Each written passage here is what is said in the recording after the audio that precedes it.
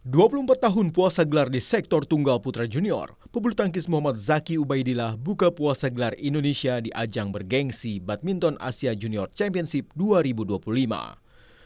Berstatus unggulan pertama, atlet yang akrab disapa Ubaid ini mampu kalahkan tunggal putra Tiongkok Yang Ming Yu Liu dengan skor 21-12, 21-17 di Gor Indoor Manahan Solo, Jawa Tengah 27 Juli.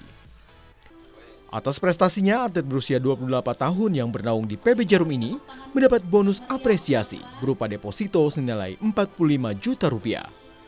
Apresiasi ini diharapkan menjadi suntikan semangat Ubaid untuk kembali menorehkan prestasi di Hong Kong terbuka September dan World Junior Championship Oktober mendatang.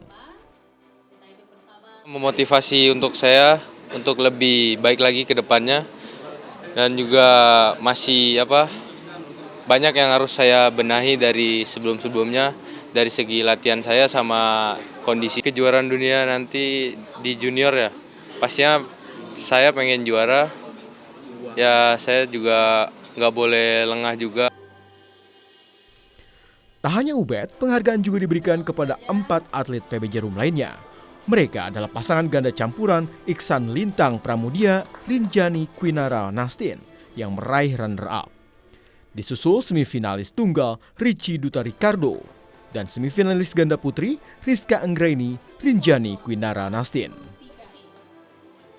Reninta Niken, Adini Anissa, Kompas TV, Jakarta.